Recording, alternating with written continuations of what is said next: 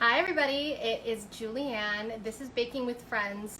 This is part 2 of us trying to get our stuff together because we're having some technical difficulties today. Mary is joining me. We're trying to get Mary on the feed, which is why if you saw me go live a few minutes ago, have now decided to go live again as I try to get Mary into this feed. But we have preheated our oven, 350 degrees. We're making chiffon cake today. In this particular cake, it is pandan flavor that we're going to use, but as I've said, if you heard me rant while I was trying to get Mary on, this is a cake that lends itself to getting so many different kinds of flavoring because of the fact that we're just going to use the extract. Now, you can go ahead and be one of those people that actually has pandan leaves on hand, which is fair because they sell them in most Asian supermarkets.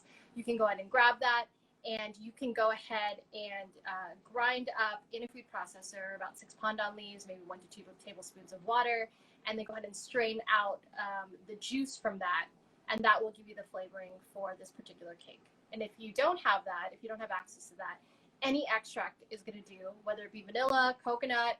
I'm going to use pandan. Mary's got some pandan, and we're still trying to get her on. Mary, attempt again to ask to get on. And Sherry is on, who's going to be our science expert. Thank you, Sherry, for joining. I see my cousin is on. Hello, my darling. We are in the middle of trying to get Mary onto this broadcast, and we're going to try one more time to try to go live with Mary.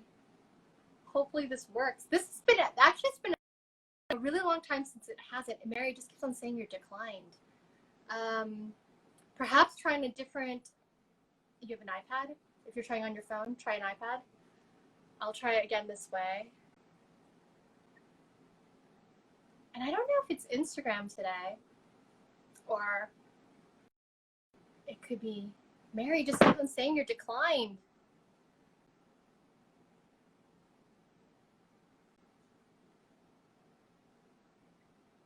I almost want to test someone else just to see if it's me. Maybe it's me today whose connection is sort of spotty, and that's the reason why. I know so Mary's commenting right now because she can't get on. And how are we to try to get this in? Okay, let's try to do this one more time. This is a good opportunity though, that if you haven't gotten your eggs out of the fridge, Mary just keeps on saying you're declined. I'm about to ask Sherry if she's decent so I can test it with Sherry. Ah! Oh my God! Because I was going through the request, and the request saying there was something wrong with my video, but then when you tried to get me, it worked. Oh, good. Okay. It's just like, oh my gosh, and for a hot minute I was like, I'm gonna have to try to make this cake. I was like, I'm gonna have to make this cake, and it's your family recipe, and we are gonna have such a disaster. Because I've made chiffon cake before, but not I think to the extent that we're doing now. But this is good, Mary, because it's giving an opportunity for people to preheat their oven. If you've not, 350. Get out all your ingredients: flour, baking powder, salt, eggs. We're doing sugar, any extract that we're using, and just cooking oil. That's it. That's what we're going to be using today. So let's just get right into it. This is my mom. This is not. I don't know if it's my mom's or my family recipe. My mom has never showed me how to make it. She just makes it, and the kids love it. I know that. And then I was reading about it, and I was like, oh, it's very popular in Southeast Asia. I mean, I knew it was Indonesian, but I didn't know. Yeah, the things I know. And so freaking. This flavor, a lot of people don't realize. So this is a very tropical flavor. It's a plant. Pandan is a plant. When I was younger, I just thought it was coconut flavored. It tastes kind of like coconutty to me. It has hints of other flavors, but it has a really strong, almost. I love pandan, and I'm just kind of you can make some other flavor, but it's the whole point is the pandan. And if you can't get it, then you should try to get it. It's in Asian groceries a lot of the times. And if not, I know you can get it online on Amazon. So, and I was just saying too that you can actually get pandan leaves sometimes in different grocery stores, and you can make your own pandan juice to put in here. You just have to strain it out, right? You're not putting the leaves in, you're just taking the juice from that. If you do not use the leaves, we have to be really heavy on the extract because all the flavor is going to come from the extract. So that being said, and no, Sherry, I'm not going to wear an apron because it is now the shtick. It's your brand now. That I do not wear the apron. So because of that, I'm going to be apronless as we make this crazy chiffon cake. So I have in my bowl right now 1.5 cups of all-purpose flour. Now, it's very important to actually use an all-purpose flour or a gluten-free blend or a cake flour. Do not use whole grain flours. And the reason why is because the protein in the flour is essential in a chiffon cake because we are using primarily, I mean, we're cheating a little, we have baking powder, but primarily the egg whites, the whipping of the egg whites and the aeration of that to get the cake to rise. If you don't use a flour that has heavy protein and doesn't have enough gluten, in this case, although you can use a gluten-free bread because of the fact that, you know, of the ways they mix those together. And that's a whole other thing. It's not right. It's just not going to get as high, which is fine. Yeah. The taste is going to be there. So I wanted to as far as baking goes, this is very has to be exact. It's a chiffon cake. If you want that texture of like an angel food cake, it's not something that you can, that is not as forgiving. So. No, and I know that Sherry, who's on here, I was lamenting also to Mary that the other week I tried so hard to make cake and I could not make cake to save my life last week. It was like I would make 2 cakes, 3 cakes, and they would all like die. And it had everything to do with my egg whites. So let's hope my luck has changed this week. Otherwise, it's going to be a disaster of a demo. So. Which is why you're cheating with a cream of tartar. So we're going to mix our dry ingredients together really quick before we go and get into the egg yolks. That's to give it a quick whisk. So into the bowl of my flour, which you will see right here. My flour, this is baking powder. You're going to go ahead and put 1.5 teaspoons of baking powder. And I'm just going to get my whisk to get the rest. So I have not pre-sifted my flour. You do not have to necessarily sift your flour. It's up to you. The sifting causes it to be a little bit finer. So it's, you know, basically your own taste. If you don't have a sifter, don't worry about it. I'm just going to use a whisk. And then in this bowl here is a 1/4 teaspoon of salt. I'm going to add that. And we're just going to whisk that together real quick. Just a quick blend so that way you get all the baking powder and the salt incorporated into the flour. Because the last thing you want is to take a bite of cake and it's just really salty because all your salt just happened to go someplace. So that's that, okay? We're just going to not worry about it anymore. We're just going to put that to the side. Okay. The next thing we're going to do is we're going to go ahead and separate our eggs. If you have not separated out your eggs, this is the time to do it. You need to go ahead and place your eggs in 2 separate bowls right now. You're going to have a bowl of egg whites and you're going to have a bowl of yolks, okay? And you're going to use 7 eggs. I've got my yolks separated because Lord knows it's going to take me forever to separate out my egg whites on camera. And they break and it's just not pretty. We're going to have to use all our time wisely because Instagram's kind of soft, as we know. So here's my egg yolks. I'm going to take my egg yolks and I'm just going to go ahead and add that into, I have a liquid measuring cup that I'm going to go ahead and use for all our liquids today. I think it's easier to go ahead and have a liquid measuring cup other than another bowl just for pouring sensibilities. And you're going to 3 bowls is a lot. That's a lot of dishes. It's a lot. So I have 3/4 of a cup of cooking oil. You could be super extra, and because this is like a kind of coconut forward-y flavor, you could use coconut oil. You can use regular vegetable oil. You can use canola oil. You can use safflower oil, whatever, just as long as it's a neutral flavor of oil. I'm just using plain canola. Look at me not being extra, Mary. Aren't you proud of me? I'm just using plain canola. Neutral flavor oil. I know, plain oil, 3/4 cup. I was about to use my coconut oil, but I was like, no, I'm gonna use canola. So 3/4 cup. Actually, I was about to use coconut oil too, but then I was just like, yeah, it would have made. Oh, I should. Now I want to. Now you want. I mean, there's still time, Mary. We're still incorporating. No, already. So this is what I did. I put the coconut milk and the oil together already. So well, it's you're too ahead of schedule. So yeah, because the recipe says that you're supposed to mix the sugar first to the egg yolks, and you're like going off script, okay? I am. Well, I'm about to talk about the sugar. So we have 1.5 cups of sugar that we're going to use divided. So we're going to take 3/4 cups of sugar right now, and we're going to add that directly into the egg yolk mixture, okay? So 3/4 cup of sugar. I've got my liquid measuring cup like so, which is a terrible angle right now, like so. So unlike her, I don't have my sugar divided because I'm a rebel like that. I'm not extra. Well, I'm a rebel and lazy. And you're right. You should actually add this into the egg yolks. I put some of it into the oil. That's fine. You should actually add it into the egg yolks. And I'm just eyeballing it. I'm gonna go and put in my egg yolks, and actually I'm gonna mix it real quick. You want to incorporate the eggs and the sugar until it's pretty creamy. I know, it's totally going off script, but sometimes when I make things, I just start doing things based on how I do them, and I don't even think about it. Yeah, so I know. Which is it's pretty creamy. It has some sugar crystals in it. I'm gonna take this entire thing. I'm gonna dump this into my oil. Actually, I have a spatula today. So I have, like I said, I have the coconut milk and the oil already measured out together. So I'm just pouring it in. And Mary's ahead of schedule. That's fine. I've got my egg yolks, my sugar, in my oil. I have a cup of coconut milk that I'm adding. If you don't have coconut milk, you can use regular milk. You can use half and half. You can use another alternative milk. Or if you want to be super fancy, you can use club soda. I know. Or like sparkling water. I know. Because it's going to add some sort of like light aeration into your cake because of the bubbles in the water, which is crazy. It just won't add you flavor. And the coconut milk we're using today is because of the coconut forward flavoring. So. Yeah, coconut milk, that Coco Pandan flavor would come out more with the, not Coco Pandan. Coco Pandan is a thing. This is not Coco Pandan. So it's Pandan.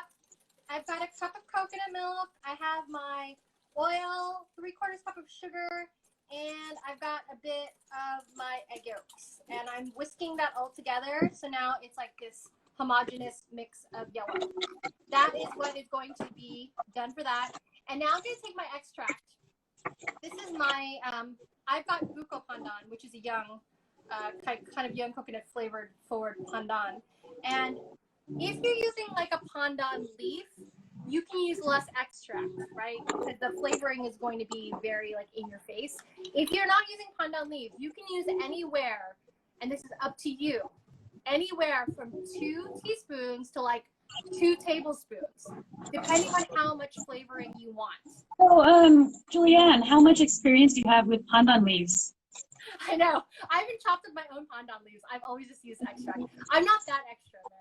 So I'm going to actually use a tablespoon, and then I'm going to taste it later and see if I need to add more. But so anyway, fun fact, 3 teaspoons is 1 tablespoon. That's how much I have here. Yep. Look how beautiful dark green it is. It's going to color it. That's the whole point. So mine is a clear extract. And if you want it to be a little bit more in time with the way that it's supposed to be, which is this green color because of the pandan leaf, you can add food coloring, which is like a not process. It's like not like healthy. Yeah, it's not all natural. But I mean, I think the pandan leaves, not that I have experience, would actually make it green. I'm actually going to add like 2 or 3 drops of food coloring because I want it to be a little green. Just a hint, just a hint. So let's look. That's artificial. That's so artificial. Look at it, Mary. I mean, why does it look? It looks like a yellow green. It looks lime, like a lime green. This is this has food coloring in it too. So. All right. So the next thing but we're gonna do. Look how beautiful the color is. I know the color. See, her color is natural-ish. No, this has food coloring. I'm gonna go ahead it's and just put already in aside the. at this point. I'm gonna put aside. We put aside our flour mixture. We put aside this egg yolk mixture, and we're going to take our egg whites now, and we are going to take that. And I'm going to be lazy, and I'm going to utilize a stand mixer. Yeah. So I don't have a stand mixer. I just have a hand mixer because counter space. So I'm gonna go ahead and if you're using a hand mixer, perfect. If you're using a stand mixer, you can also do this by hand. It just takes a little bit more elbow grease. I'm using a whisk attachment on my stand mixer, and you have 7 egg whites because you've separated all your egg whites, like so. 7 egg whites.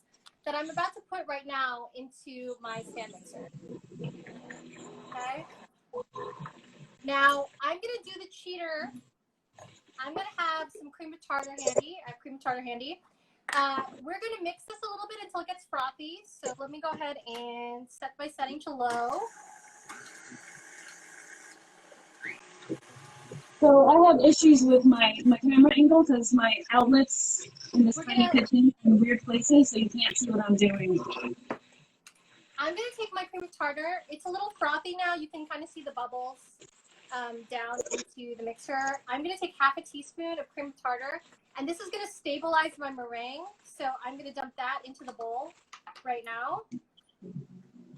If you don't have cream of tartar, that's okay. You can go ahead and just make your meringue. I was telling Mary the cream of tartar is a cheating method to make sure your meringue is stabilized. So in a lot of recipes, sometimes you don't need them. So if you don't have it, don't worry about it, right? Just make sure you watch your meringue, because there's going to be a moment where you're going to break your meringue. If you break your meringue, it's going to be the worst for you and for me, because our cakes will not rise. So we are now going to mix our egg whites, start low, and then move it up to like a high gear until it starts looking very glossy and it starts stiffening up. And then we'll go ahead and take a look at it again. So you're probably just going to hear the whirring of our mixers between Mary and I. Make sure your stand mixer's on lock.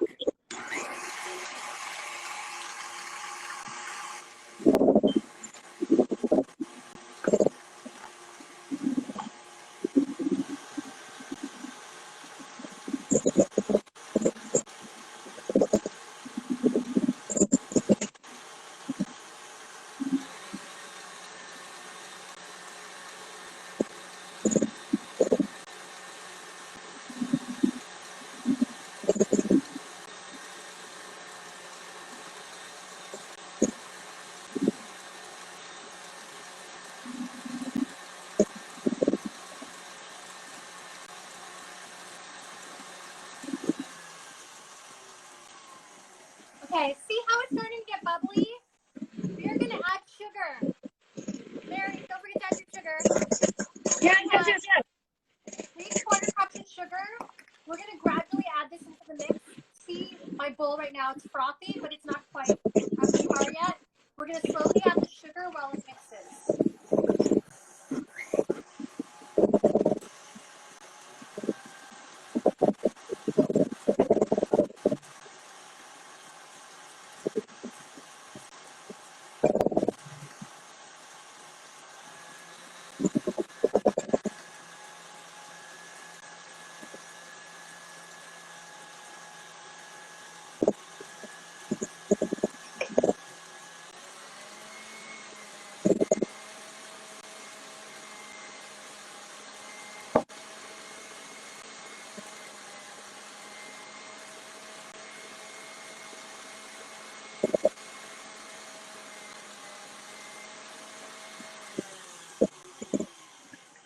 I'm going to take a look at mine, and I'm going to show you what's happening. See how it's glossy, but it's not sticking onto my whisk? It still needs to be whipped more, okay? We're looking for soft peaks to form. We don't want to be super stiff like you would if you were making a macaron, in which case you wanted them to be super, super stiff. We're looking for kind of in the middle of that. So you want it to be this creamy, glossy white, but at the same time, it needs to stick to your whisk, okay? So let's go ahead and try to achieve that. I think I'm having issues because some yolk broke into my egg whites. But you know, it'll taste good anyways.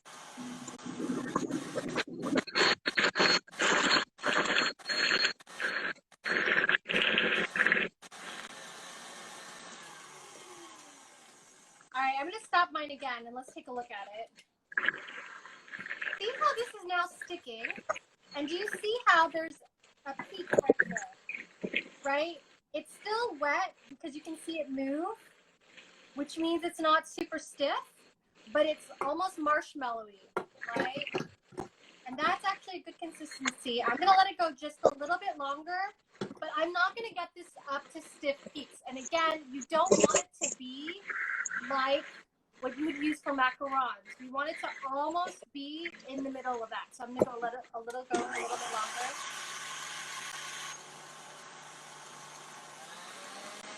I feel like the stand mixer happens faster. Let me take a look again. That's better. See how it's sticking? And you can look into my bowl, and there's peaks. That's good. Right? There's still a little bit of movement because of the fact that it's not completely stiff. But look at how it's holding right here. So I'm going to let it go a little bit more.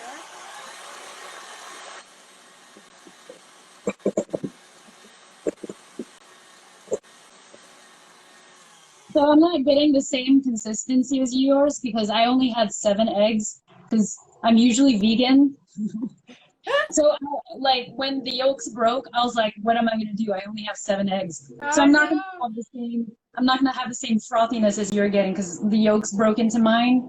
So it's, I already know it's going to be like kind of a not as fluffy as it should be. You can But go it's the same. when you, so this is a good opportunity to talk about that. If you ever break yolks on accident into your egg whites, you can try to fish them out, the yolk part with the shell of the egg, as much as possible, right? And Yeah, don't yeah, try I to did that. take it out and put it back and go, oh, I can save the white part of that. No, just throw it out. Yeah, exactly. But the problem was there wasn't enough to save, so. Oh, so you just let it go? Yeah. All right. So this is the point where you need to decide if your meringue is good to go.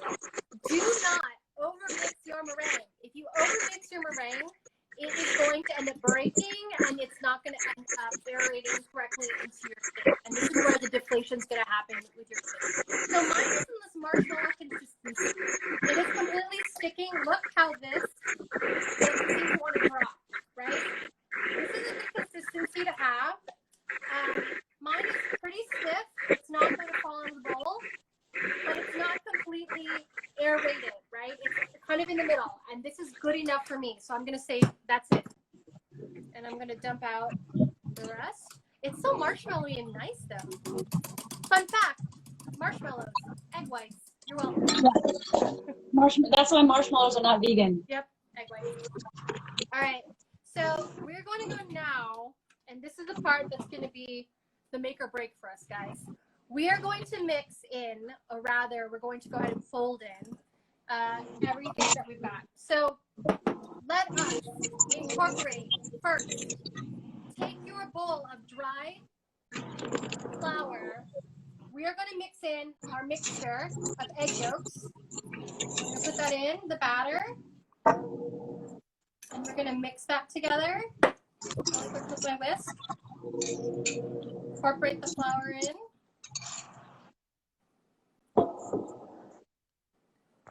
I'm just using my whisk. You can use a spatula. You can use a spoon. I'm using the whisk because it's getting the flour at the bottom. You're going to want to mix it until you don't see any flour. That's pretty good. Okay. Should be good. Dump out the rest of that. Okay. Next, you have Look at lime green green. in the bowl. I know mine's lime green. Mary's is so dark green. As I told you, I had clear extract. I added like 3 drops of food coloring because I was like, I feel like this needs to have just a little bit in order to be pandan. So mine's a little bit more artificial, and it'll be more like So here's my lime green situation. Here is my egg whites. We're going to fold this into thirds. So we're just going to go ahead and take a little bit. And actually, I'm going to use my spatula. Take a third of it, and we're going to dump that straight into the batter.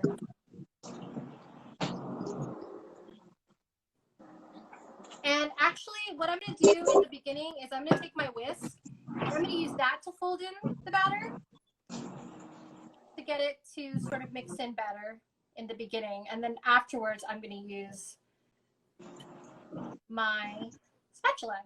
So you want to do a turning, right? You don't want to mix it. You want to go ahead and do a lift up and over until it's pretty incorporated. See how it's pretty incorporated in. And we're just going to keep doing that. We're going to do that 3 times. So I'm going to go and grab some more.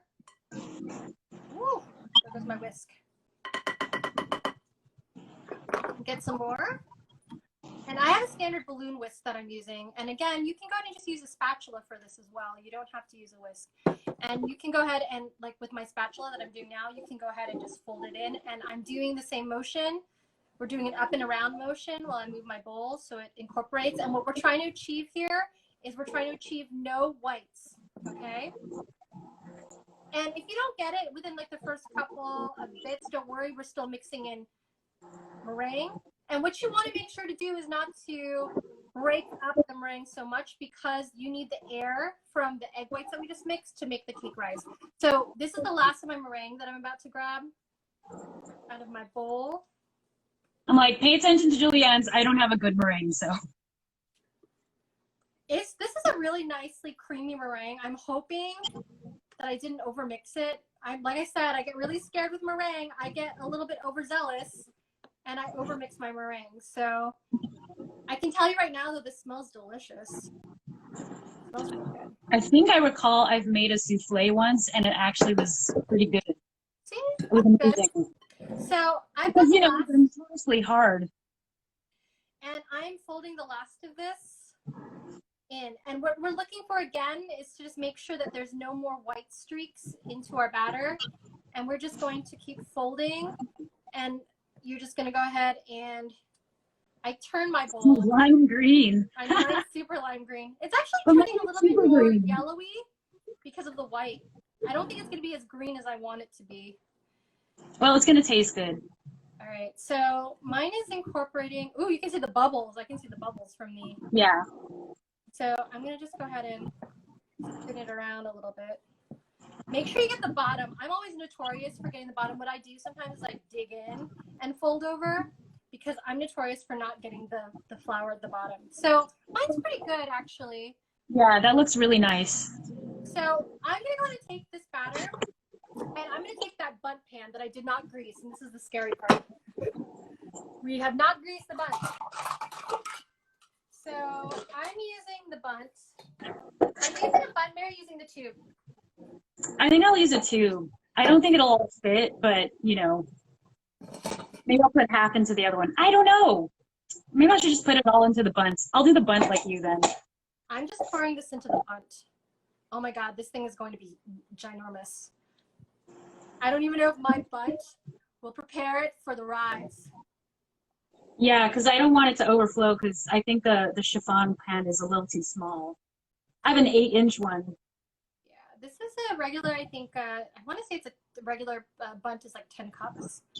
So there is my chiffon. And what I'm going to do is I'm going to take this and I'm going to tap it on the counter 2 or 3 times. That's going to go ahead and release any like giant air bubbles in the cake so that it levels off, but we're not going to kill the aeration of the meringue. So I'm just going to go 1, 2, I just dropped it on the count of 3. And that should level everything off. And now, and you can see the air pockets happening because of the meringue. That's going to give it the lift and the aeration. I'm sticking this in my oven. We're going to stick it in the oven for hopefully 30 minutes.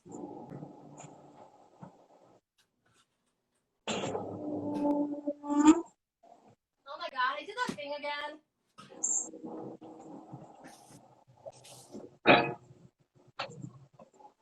What you do? I always forget that I have a cast iron in my oven, and there's a cast iron in there right now. I was like trying to put it in, and it kept on knocking over. I was like, what's happening? Now I'm just kidding.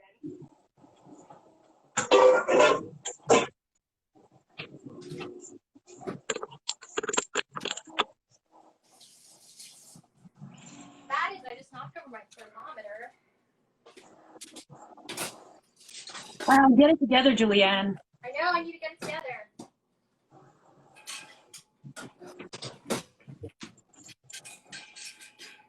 So I accidentally knocked over my oven thermometer because I actually got one. And how's that going to help me right now? But I'm setting my timer. Did you set your timer? Yes. We're going 30. If you're using a regular round cake pan or like a square cake pan or whatever, or smaller. Maybe you have this recipe and you're making it in a small pan. You have to check yours a little bit earlier than Mary and I because it's going to cook faster because your pan is smaller. Supposedly, this is going to cook between 30 and 40 minutes. Let's see if Instagram cuts us off. Who knows? I'm going to take all these things and I'm going to stick it in. Oh, what time is? Oh, yeah. Hey, we had technical difficulties. I'm going to stick all this stuff in my sink. I'm going to clear the space off the counter because I'll show you a really quick glaze that you can go ahead and put on top of this cake. You don't have to. Yeah, typically, way my family serves it is just as is, no powdered sugar or anything. And I think that's how they traditionally do it too in Southeast Asia, because we're Southeast Asian. Oh, here we go. Pandan cake originated in Indonesia, and the cake maker. See there, I had a suspicion because the Dutch colonized Indonesia, and when we went to Amsterdam, we saw like evidence of the colonizers stealing treasures from Indonesia. But yeah, there's a lot of weird things that my family does that is Dutch in origin because the chocolate sprinkles, the hagelslag. Like we used to eat that on white bread with butter and just sprinkles. And like funny story, my cousin, my cousin's wife, she's Filipino, so she was like with my other cousin, and my grandma's like, "What do you want for lunch? Do you want chocolate sprinkle bread?" And she's like, "What?" I was gonna say, I don't. My mom put chocolate in oatmeal because we have this chocolate oatmeal. On bread. That was our common like snack or anything, and it was like super Dutch. That's why when we went to Amsterdam and we went to the grocery store, I was like, "Look, hagelslag." It's so interesting though that's true because about like the colonization of countries and how you kind of bring back some of those ideas because we just talked about chocolate on like toast and I had chocolate in my oatmeal because it kind of mimics this sort of chocolatey ricey pudding called champurrado, and my mom would kind chocolate rice. Yeah, she would shortcut it by putting it in oatmeal, and to this day it makes sense to me to be like, oh, that's Nestle Quick. Let me put it in my oatmeal. It's very strange because that was the only way she could get my sister and I to eat oatmeal was put chocolate in it. So, like Mary chocolate said, rice, not like chocolate meat. No. So like Mary said, this pandan cake, as soon as it comes out of the oven, you let it cool. You can cut it into slices and serve it that way. If you want to be fancy about it, you can take some powdered sugar, sprinkle that powdered sugar over it. If you want to, you can make a glaze to also go over it because as some of you have realized with bundt cakes in particular, they have a strange shape, right? You can't really frost a bundt cake. Goodness help you try to frost a bundt cake. You can't. It's ideal for glazes though. Yeah, so you have to pour glaze. The drip. You could do a mirror glaze. You could like totally. A mirror glaze. Fancy. Yeah, that's so extra. You can do that, right? And I mean, if you wanted to be even a little more extra than that, you can do a glaze and then sprinkle coconut on top, and then you have like a extra tropical meal dish. That's actually not a meal. I mean, I don't know if you get that many nutrients. You get a lot of sugar. I mean, don't you have it for breakfast? I would have it for breakfast. I think it's a good breakfast treat. I think, like angel food cake, the egg whites, the calories are going to come from the yolks. The whites are perfectly fine. That's why people, when they diet, they have egg whites. So, anyways, back to the glaze. If you want to make glaze, all you need are 3 ingredients. You need powdered sugar. You need some sort of milk. You can use water. Like we don't have to be particular about that. You can also use water if you don't have milk on hand. And it doesn't have to be regular milk. It can be almond milk. It can be coconut milk if you want to go like even a little bit more back into what we did with the cake. And you're just going to add that together, mix that together, and add, if you want, some more extract to get it a little bit more flavorful, right? Most of the time, people use like a vanilla extract for the glaze to kind of offset the sweetness. Because we just did a tropical pandan cake, you can add more pandan extract because you're just like, I need more pandan flavor. I don't think it's flavorful enough. In which case, knock yourself out. I am going to go ahead and show you. I have half a cup of powdered sugar right now, okay? I'm going to take some of the coconut milk that I had left because I use the coconut milk in the can, right? I'm going to take some of that coconut milk that I just stored in an extra. I took it out of the can, obviously, and stored it into an airtight container. We're going to take about 1 to 2 tablespoons of this. We're going to mix that together, and I'm going to use vanilla. No, maybe I should use some Buko Pandan extract to make it the trifecta of Why don't you just do ube? It'll be like green and purple. So for those who care to know, Mary and I were discussing in between, because I was like, I just mentioned before in the beginning when we started this recipe lends itself to being able to use it and make a whole bunch of different flavors of chiffon. You can make a mocha. I don't know how to make a mocha. A mocha. You can make mocha. You can make like a coffee flavor. Let's not go there again with your mocha cake. We can't talk about my traumatization of mocha cake. So mocha cake, you can make it a vanilla, make it lemon. You know, you can do ube if you want to stay in your tropical flavors. And I did have some ube powder and extract that my mom brought back from the Philippines last time she was there that I was going to use. But I was telling Mary, the ube doesn't really have a taste to me. So I was smelling it and I was wondering to myself if it would actually incorporate well into the cake. But it was such a beautiful purple color that I'm sad about it, because I was going to try to layer it on top of the green and give you. Oh, you should make like you should make a roll cake, because that's pretty popular. Make a ube roll cake. I know. I probably will try to do that with my. I was contemplating using this. JulieAnn! Well, in which case scenario you can do this. So I have got half a cup of sugar. I'm just going to put this in a regular bowl, like so. And then I'm going to go ahead and add a tablespoon of coconut milk. And I've already spilled milk all over my counter, as you can see. I've spilled milk. Is there flour on your shirt yet? Not on yet. your jacket? I'm going to use a tablespoon, and I'm actually going to be lazy and use the tablespoon I'm using to measure, just to see the consistency and see how it's still really thick. And this is your eyeball test. Actually, there we go. I just used 1 tablespoon, and it seems to be good.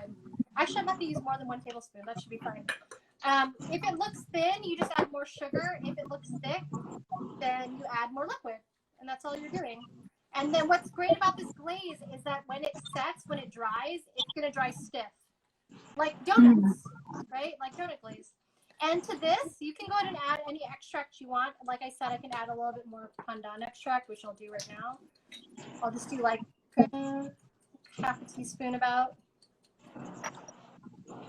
Not gonna add food coloring. Yeah, mix that along.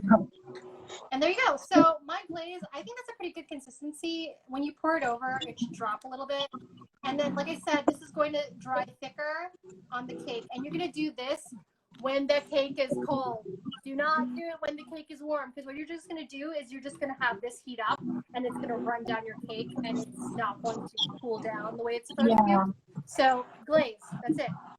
So all the baking fails you see, it's because most of the time they didn't let their cake cool down. Yeah. So they frost it when it's warm, and of course the frosting melts. That is such an important thing to think about, because you can be very eager about eating your cake. And there's some moments where having warm cake is perfectly fine, but you really need to, a lot of people don't realize as soon as you take something out of the oven, it's still technically cooking. Your baked goods are still technically cooking, because it takes a moment for the pan that it's in to cool back down, right? So your pan is still, you take it out of your 350-degree oven, as soon as you take it out, it starts at 350 and it starts to drop from there. So you're still cooking your baked goods until it's completely cold and room temp, right?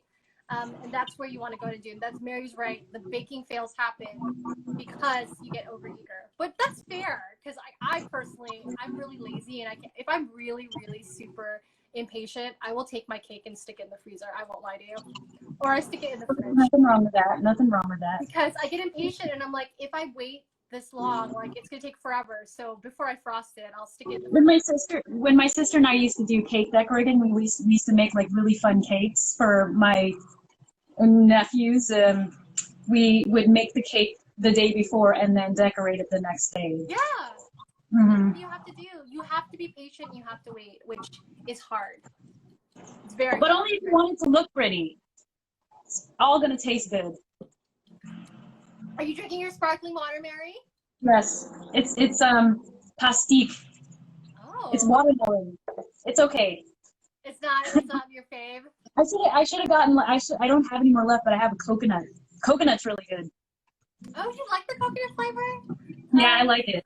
You don't like it? I don't like the coconut flavor. It tastes No. like sunblock. There's sunblock added. Okay, okay. I've never had coconut sunblock, so. That's what it reminds Dude, me. that's That's like it's like 15 minutes left. supposedly. So, how are you?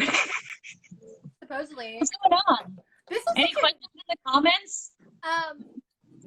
You know what? Sherry's doing a really good job, Mary, because she has given us very fun facts about pandan, how it's known to be the vanilla of Asia. It can be a paste or a powder, you know, and again, we talked about the colonialism that indoctrinated that cake into the Indonesian culture. And it's very popular in Southeast Asia in general, I would say. Again, like the Filipino version of it, we like calling it Buko Pandan because we kind of want it more coconut flavored, young coconut mixed with pandan leaves. So mine is actually not so pandan because mine is actually young coconut mixed with pandan. So mine's so it's not really. It's not real pandan. It's the Filipino version of pandan. But basically, yeah, like that's where that comes from. And again, you can use so many different flavors in your chiffon cake, hoping that your chiffon cake actually works. And I'm scared to actually look in my oven. I think you have, like, I don't think mine is not, because I was just like, oh, the meringue is just not, forget it. It's just, it's not going to be so. Like, do they have an egg substitute for egg whites? For like I don't. I think, and then I haven't like tried it, but supposedly you can use the aquafaba, which is like the water from garbanzo beans. And I've seen people try to do that, but like I haven't tried it, so I'm kind of like, that would be a lot of experimentation because it's hit or miss sometimes. And I was researching it a bit, and it was just, I mean, there's just some things you can't make vegan, which is why I just kind of broke down and got eggs. I was gonna say, is there a meringue powder that you can buy in the market that could be vegan, or no? I don't know. Like the only like meringue like thing I've ever seen was aquafaba. Yeah. I mean, there's like other things if you want, you know, it's like substitutes for heavy cream and desserts is like coconut milk, like the coconut cream, and that works really well. But eggs is really hard. Like you know, if you want egg substitutes, and eggs are so versatile that, you know, if you want scrambled eggs, you can have this one product. If you want, you know, just something as a binder for baking, then you have like a lot of egg replacers.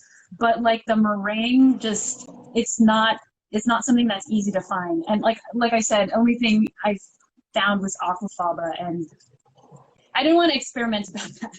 I'm still kind of. It's interesting because like I can't remember what show I was watching, but it basically was like a travel TV show, and they went to a restaurant, and they were using like chickpeas, and they had the aquafaba from that they were just throwing away. And they decided, the pastry chef decided one day to use the aquafaba in the same way that you're doing it right now. Like they use it for like a meringue. They started incorporating it in other things, like cakes and things like that, without like mixing it, just to see what kind of thing would happen to it. And now it's like a staple in the restaurant, so they have no waste whatsoever. Yeah, apparently you just take it and then you whip it, and that's all you need to do. It's like the consistency of a meringue. And, you know, I don't know if you can make like actual like baked Alaska. Not I've tried baked Alaska doesn't sound appetizing to me, but you know, like something like baked Alaska, like I don't know if it would work that way, you know, because you're supposed to be able to char it a little bit on the top. So I don't know. Interesting. This vegan stuff is kind of like I'm still figuring it out. Well, I mean, at least you were able to get this recipe from your mom, because we were talking about how hard it is to get recipes from your parents that cook without recipes, and how they don't really give you instructions and they don't really give you measurements, and you kind of have to make a guess on how to do it.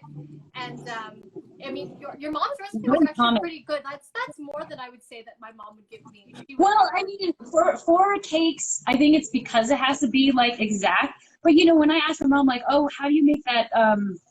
There's this thing. It's like the Indonesian curry, right? And she's like, oh yeah, just ginger, you know, galangal, and then she just lists the things, and she doesn't give me proportions. She doesn't give me like measurements, and mostly it's because she doesn't measure it. She just looks at it and say, okay, that much. Okay, you know, that feels right.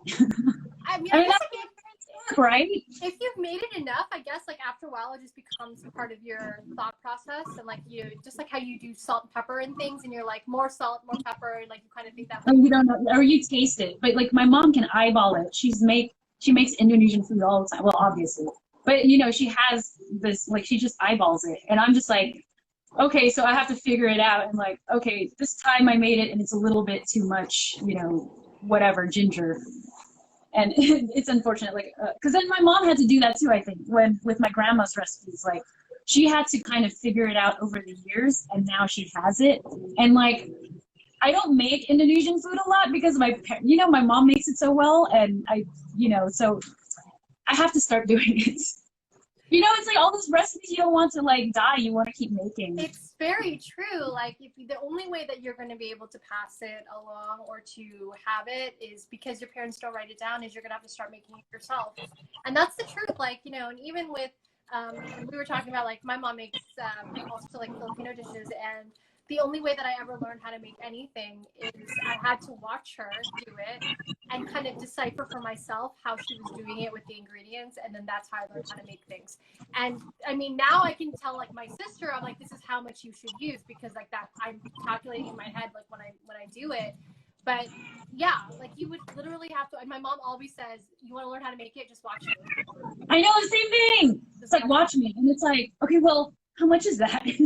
But it's really important, is like, especially if like, you know, because now we've come to the point where in like kind of like in an immigration story where like your parents come over here, both our parents are immigrants, and then like, you know, they've lived with it their whole lives, and they like lived in this country, and then now you're American and you don't necessarily get all those kinds of things on a daily basis every day. When you were a child, probably a little bit more because they were controlling what you ate. But like, you know, as you get older, you know, it's not commonplace. So the only way you're going to learn it and know it is if you learn it from your parents, and you have to learn it now while they're still here. I mean, that not to be morbid about it, but it's true. Like, you have to ask these questions, and you have to be curious about it and inquire about it, because once they're gone, you're going to have to rely on other people's memories or other people's tastes, and nothing is going to taste like the way that your parents made it, right? Because it's, I mean, just an anecdote, but like, I remember in college when I was actually living away and not having enough Indonesian food, like I was asking my mom how to make this meat dish called dendeng, and I made it and I called her. I was like, what is wrong? This doesn't taste the same. I followed what you told me to do. And then she's like, oh, well, did you add sugar? And I'm like, why did you tell me that?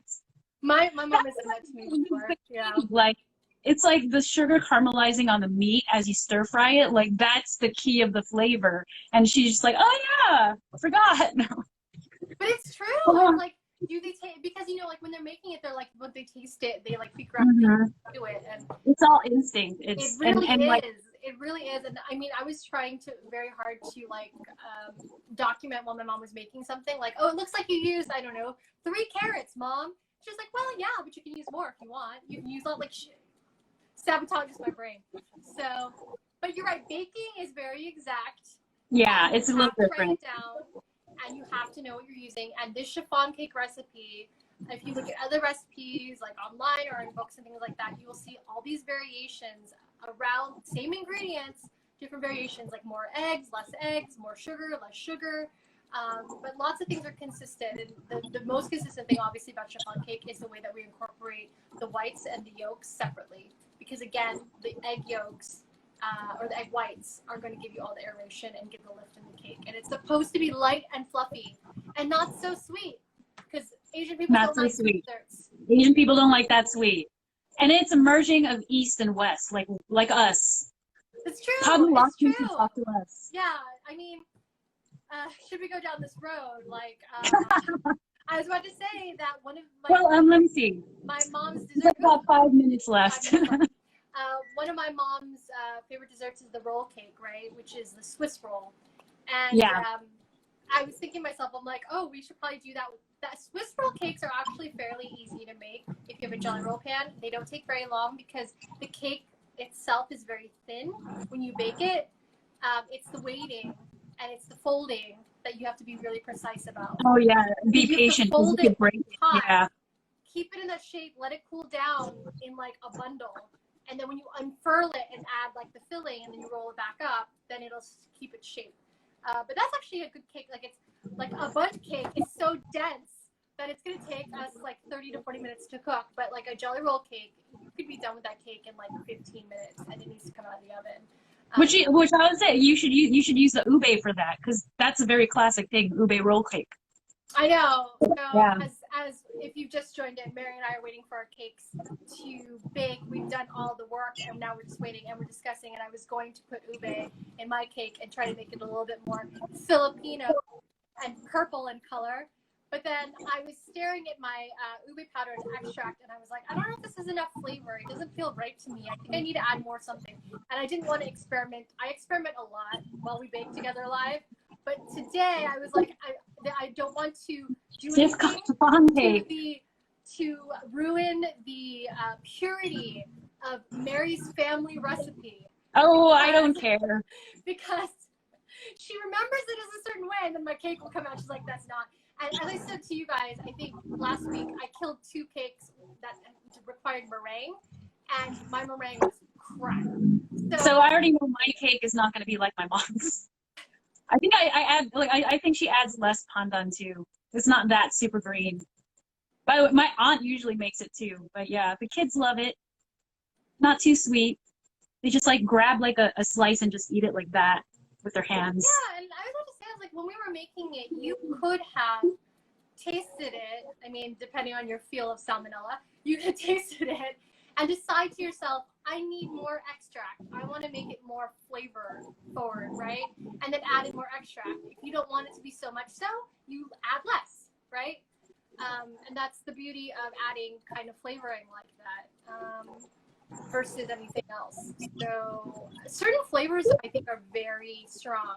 So like a coconut extract will be very strong. Like certain kinds of ones are very strong versus like durian. Do you think that's too strong? Have you ever used that? Have you ever used a durian for anything? No, but I've made like a durian cheesecake, and my family love it. Well, the people who like durian, which is not a lot of them. I don't think I've ever had it. I've never had it. I don't know. Yeah, Gloria likes it. Gloria and I love durian. My sister likes it. There you go. My mom likes it. Oh, I wonder if you should make like a really super Asian like dessert. Because, like, there's, like, well, you know, you can make like it with mango, halo? like the sticky rice. Oh, halo, yeah.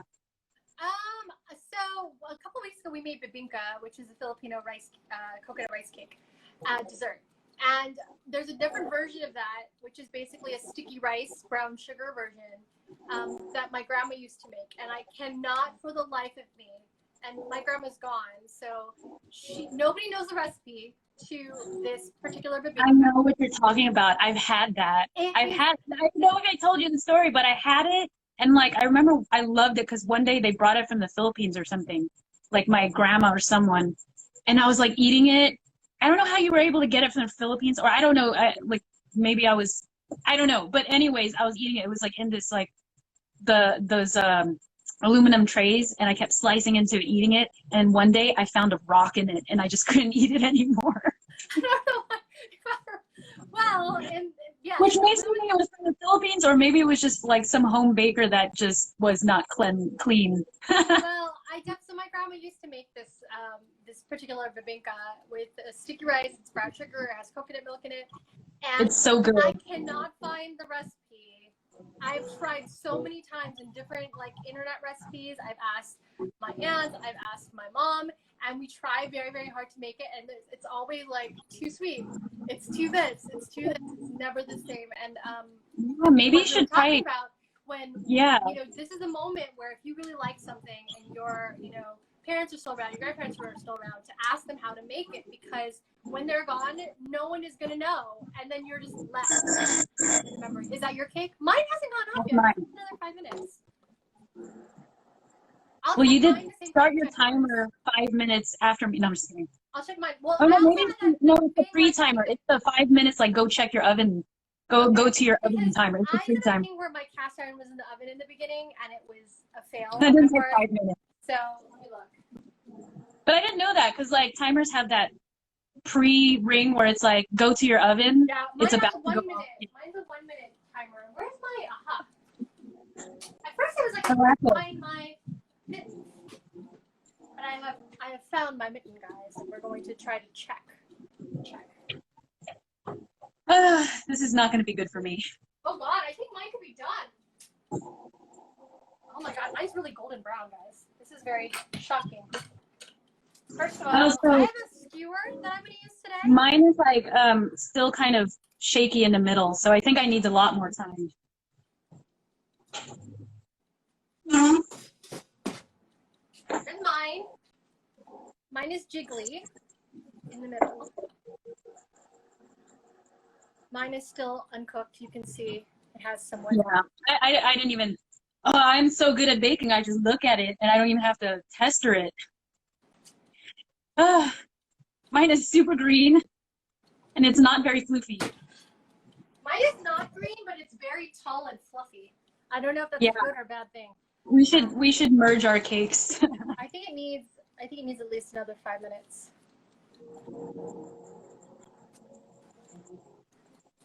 I don't know, Mary. I don't know if we're gonna make our hour cut off. We've been so good. Oh shoot! Yeah, So, we should have had the recipe. I mean, because I was just like, I only have a bundt cake pan, and then I just got this last minute because Amazon was able to deliver it, and it would have been nice to use. So it's small. Yeah. So Mary and I were contemplating having this recipe to make it smaller, but then Because it's a lot for one person. Yeah, we were Because I over-ambitious. can take it to work and share it, because you know we have a pandemic going on. I know. I really was going to use I have a 6-inch pan, as you see here. This is good for a half size. I mean, look, it's not very large. And I was like, okay, I'll just make half and we can do it that way. And then, you'll have like 6 or 7 servings and you're done. Versus a bundt cake, which will serve like 12. But easily frozen. So we can talk about this while we wait for it as well. That's true. Once the cake is cool, if you want, you can freeze this chiffon cake. It's good in your freezer for anywhere from 1 to 3 months, depending on the state of your freezer and how well you wrap it. Just make sure that it's in plastic, it's an airtight container. Stick it in your freezer. Perfectly okay. Just don't glaze it. Don't do anything to it. You can slice it before you do that and put it in, and then you can take out pieces at a time. Because if you put it in whole without it being cut, you're going to have to wait for it to get to the tab to cut it, right? So it's completely up to you how you want to do it. I would pre-slice it before you put it in. But anywhere, again, you can freeze this thing, and it's probably going to be good for 1 to 3 months. If not, lots of people are like, I should just leave my cake on the counter because you want it to be room temp at all times. So that's great. You can airtight container, probably 2 or 3 days. Or you can stick it in your fridge, and it will last as long as a week in your fridge. And I like cold cake, personally. My favorite thing to eat is cold cake. Cold cake and ice cream. I don't like room temp cake, but I'm also not a big frosting person either. And when frosting is cold, it tastes a little bit more like ice cream to me. So I'm more into that. And it's easier to lop off and to push it off to the side. I just like a little bit of icing. I don't like a lot of icing. I'm very temperamental. I do that too. I'm the person that scrapes off the frosting. But it's because we like not a lot of sugar. I just don't want to. It's really strange because you would assume that I like sweet things because I bake a lot, but I actually do like scraping off, frosting off things or using less sugar than the recipe calls for because I just don't like it that sweet. So we have 1 hour and 49 seconds before Instagram cuts us off. We were on a streak. We had it going. But I need at least another 5 minutes for my cake. So when it cuts off, we're going to have to, it's like a murder mystery. In order to find out how this worked out in the end for us all, we're going to have to dial back in. This is pretty advanced since your first baking with friends was not as advanced as a chiffon cake is. This is pretty advanced. Even if you're experienced baking, you can fail. But you know what? If you think about it, we started at a ground zero base 15 episodes ago. This is episode 15, ground zero base, to get to here where now we're whipping up meringue and we're doing crazy multi-step things. And that means that you've evolved with me from making a one bowl dump cake into this chiffon cake. So in about 54 seconds when this cuts us off, tune back in as we go live again to find out the conclusion of Mary and I's cake adventure. Over an hour. Yeah. If you don't want to, that's fine. Look at the pictures after. If you are baking with us, please tag us in your posts and let us know how your cake went. This is going to be the last Baking with Friends for just a little bit. I'm going to take a breather break in between since we've been 15 episodes in. But we will come back, and I promise we'll be baking again very, very soon. But for a second, this will be the last Saturday just for a few weeks. So 18 seconds to go. And again, if you don't want to join back in to find out how it worked out for Mary and I, good. Enjoy you need some Saturday. I know. And we will see you soon enough. So goodbye, everybody.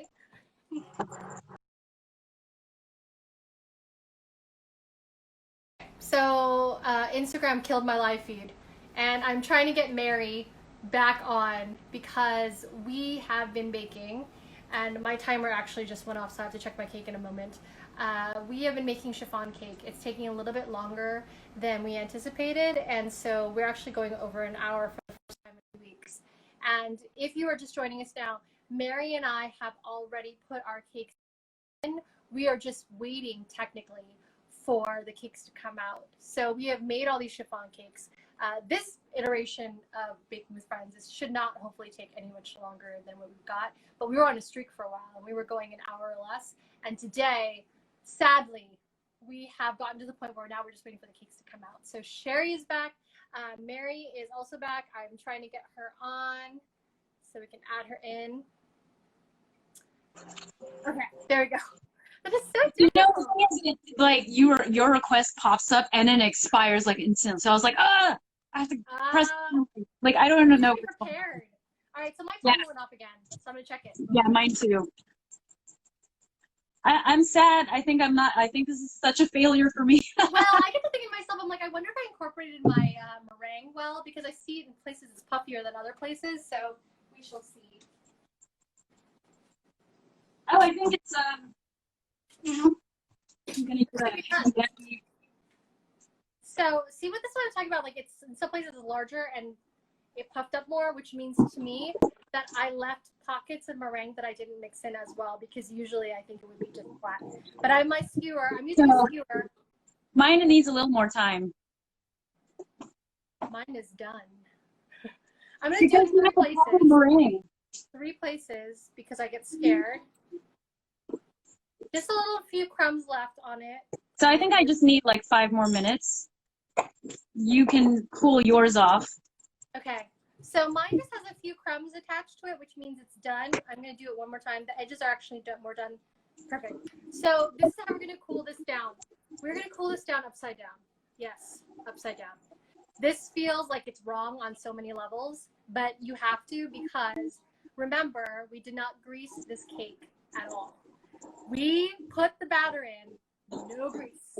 And the reason why is because in order for the chiffon part of the cake, the meringue, to help the rise, it cannot have the grease, otherwise it will not rise as high. So in order to get your cake out, we're gonna go ahead when the cake is cool, not now, when the cake is cool, cool this upside down so the cake has some time to kind of settle off of it, right? And then we're gonna put it right side up again when it's a little bit cooler. We're gonna take a spatula and go around the edge of the cake, and then also a little bit in the center if you can, to release the center. And then we're gonna flip it back over, and hopefully it's gonna release the cake in a proper way. And because it's so light and the meringue is in it, it should actually come out of this mold correctly. You can see on my face that I don't necessarily believe it. But Mary and I made ginormous. Look how large this thing is. Look how big. Let me flip it over for you. Look how big this thing is. Yeah, It's on my entire face. So it's like, in comparison to like something like this, which Mary and I should have done, which is like less than the size of my face. So I'm taking this now. I'm putting it on a wire rack, and I'm going to cool it upside down. So when you take yours out of the oven, do the same. And again, oh, you can already see that it's starting to deflate. Look, it started to shrink back down. So it was a little bit above, and as it cools down, it's going to deflate and it's going to shrink on the sides, which is what you want, because that's how it's going to come out of the thing. So here's the posterity's sake. You see my long pause? Oh wow. So you can screenshot that. You're welcome. All right, I'm gonna go ahead and put this on wire rack. And like I said, I'm going to do it upside down. Keep it on my counter.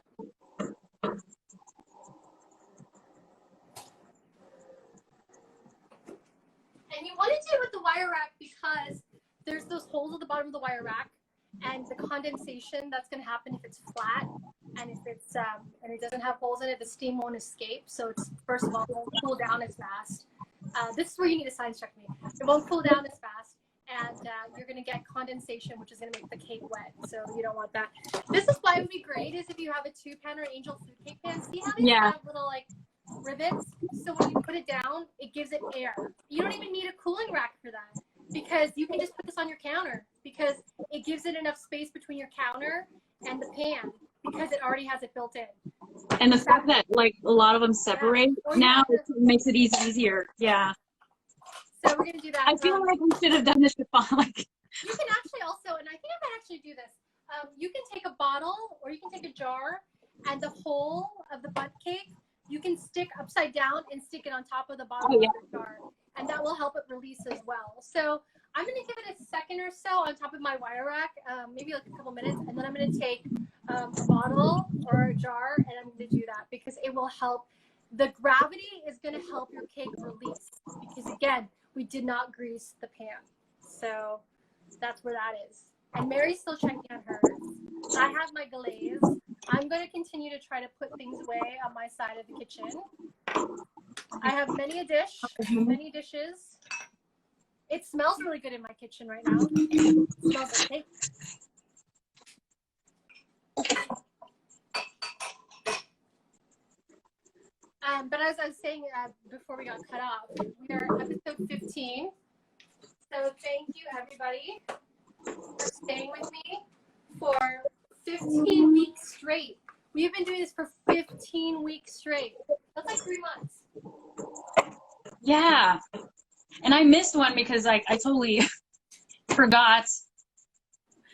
I know, like some people have been like tuning in like every single week, you know, and doing not necessarily like live with us, but afterwards, which is great because at least after the moment you can watch us make the mistakes and then not make the mistakes that we make live. So yeah, I know. I figure like even if people don't join the live, they actually see it afterwards, and the take notes. Maybe you'll go big. Maybe you'll go viral. Mary, you were one of the first. I think you were the first person that had us go for less than an hour, and we were on a streak for weeks. And of course, we just made the cake that is a little bit complicated. Because we were too ambitious. We really should have the recipe. We should have used like the smaller pans. Oh, now I'm thinking like, man. And then I wouldn't have had the issue where I ran out of eggs, so I could have made a proper meringue. You know what though? It's sometimes I saw certain recipes they didn't use as many eggs. They used like 6 eggs or 5. So and still use a regular bunch. So yours might actually turn out pretty all right. Your mom just probably uses a lot because she wants it to be extra fluffy. We'll find out. And I don't know. I kept thinking to myself, I wonder if I should have put more flavoring. But we'll find out when it cools and I try to bite into it. And yeah, mine still needs a little bit more time to bake, and it's because it was a lot wetter than yours. Yeah, unfortunately. It'll Sorry, still Mom. be cake though. It'll still be cake. So it'll still be cake. It's just like a regular cake, not a chiffon cake. So like this is the thing with like baking sometimes is everyone's like, oh, you like if it's wrong it's wrong. And sometimes yes it's true. It just might not turn out the way that you want it to, but it might still taste delicious. So it just depends. Yeah, I mean baking is like it's exact because you want like a certain texture. Like if they say don't overmix your flour, it's because you want it fluffy. But at the same time, like if you do overmix, yeah, it's just gonna be chewy. It'll still taste good. It's just not the texture you want. It depends, like if you want a cake texture or do you want a pizza dough texture, right? And it's not gonna affect it. It's just not exactly gonna be like you want as far as the texture goes. But it's not inedible. This is very exciting though because, like I said, we took your mom's recipe, and I do enjoy family recipes. Yes. Like taking those things. It's a true family recipe. Like, yeah, my aunt makes this, and they're more accomplished making this than I am. Well, I mean, plus, like, think about it too. Like, when they make it a lot of the time, and they've got years of experience making it, so it's like second nature, right? So there's always like something that you've made so much that you can do it without thinking about it, and when you make it, it always comes out right every time. Whether or not that's like, you know, if you're making regular savory foods, if you're making baked goods, like you're a good cookie maker and you know how to make like the best cookies, and no matter what you do, you can always make the most excellent chocolate chip cookies. More power to you because you made it so often. But when you're trying out different recipes, I would say half the time you make it wrong. Like, you know, because baking is a science, very exact. You mix something in the wrong moment, you've thrown it all off. You know, you've done different things. And plus, like, I think our parents, they tend to make the same things often and over. Not that it's a bad thing, but like, I don't know, you and I, like, we're like, oh, I want to try to make that. You know, I try something new. Like, I tried to make, you know, Korean black bean noodles, and the first time it just wasn't right. You know, it's just like, I'm trying to make different things. If you try different things, of course, you're going to have to figure it out and have time to figure it out. Exactly. And then that's when you can start taking creative license, right? So we talked about it a little bit, but I was saying that when we were making the chiffon cake, if you didn't have milk, you could totally have used water. And a lot of people are just like, what do you mean you can just use, yes, you can use water. And to make it even better than that, if you want a light aeration crumb texture, then use sparkling water, use club soda. With Mary, like when she was dealing with her meringue and she didn't have enough eggs, if she wanted more aeration in her cake, instead of using coconut milk, she could have added club soda or water. Ooh, that is really green. Super green. I like it. I think this is actually the, you know, maybe a little bit less, but I think it's a good color. That's a good color. Mine turned out more pastel. It's not even as green as this top, right? It's like pastel. Yeah, it looked lime green to me. Yeah, I really should have been heavy-handed with the extract, but I didn't want it to be overly artificial, even though it's already artificial. I mean, this is artificial. It has to be coloring. So yours is done, Mary? You're just gonna let it cool? Yeah, I'm just letting it cool right now. All right, cool. I mean, yeah, we're good. Done. Yeah. Finally, Not too much over. We just I think if I had a proper meringue, it just, you know, but yeah. Okay, yeah, here. You want the picture? Let's do the picture. Do the picture. Oh, I can grab mine? Do I have to get mine? Oh, wait. I'll get mine. Sure.